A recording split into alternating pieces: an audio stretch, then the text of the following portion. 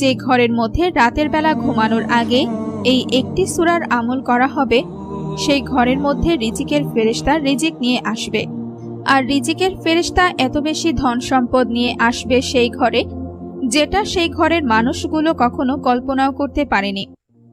আজকে আমি আপনাদেরকে যে সূরার আমলটি বলবো, এই ব্যাপারে আমাদের সর্বশেষ নবী, আমাদের প্রিয় নবী হযরত মুহাম্মদ সাল্লাল্লাহু আলাইহি ওয়াসাল্লাম বলে গেছেন।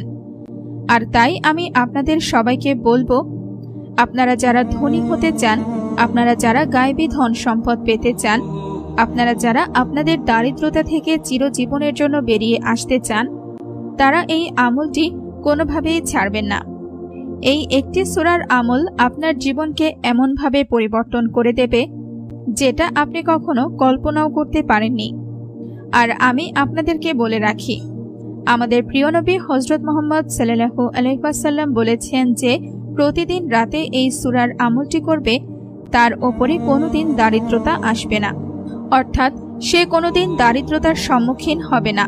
তাহলে একটি বার ভেবে দেখুন, আমি আপনাদের জন্য আজকে কত ফজিলতপূর্ণ, কত বরকতময় একটি আমল নিয়ে এবং ধন সম্পদ লাভের কথা একটি সুন্দর উপায় নিয়ে হাজির হয়েছি। বন্ধুরা, ভিডিওটি শুরু করার আগে আসুন একটু প্রার্থনা করি। হে আল্লাহ, আমাদের সকলকে হালাল রিজিক দান করুন। যারা হালাল রিজিক পেতে চান, কমেন্ট বক্সে লিখুন আমিন।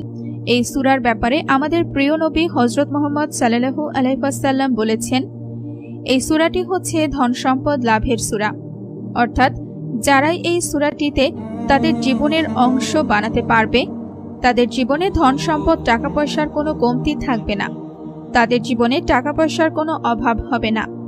আর তাই আমি আপনাদের সবাইকে বলবো, আমি আজকে আপনাদের জন্য যে ফজিলতপূর্ণ বরকতময় সূরার আমলটি নিয়ে হাজির হয়েছি, এই আমলটি আপনারা নিজে করবেন এবং এই সূরাটি আপনার বাচ্চা কাচ্চাদেরকে শেখাবেন। কেননা তারা যদি ছোট থেকে এই সূরার আমলটিকে তাদের জীবনের অংশ বানাতে পারে, তাহলে তাদের জীবনে তারা কখনো দারিদ্রতার সম্মুখীন হবে না। আর তারা এত ধন সম্পদের মালিক হবে, এত টাকা পয়সার মালিক হবে, যেটা তারা কখনো কোনোদিন কল্পনাও করতে পারেনি। আর আপনারা সকলেই জানেন, বর্তমানে এমন একটা সময় চলছে, যেই সময়টাতে প্রতিটি মানুষের টাকা পয়সার অনেক প্রয়োজন। কেননা এখন সুখ শান্তি টাকা ছাড়া কোথাও পাওয়া যায় না। আপনি যদি পরিবারের জন্য সময়মতো বাজার সদাই না করতে পারেন, তাদের প্রয়োজনীয়তা না মেটাতে পারেন, তাহলে আপনার পরিবারে অভাব অনটনের সাথে সাথে অশান্তি দেখা দেবে।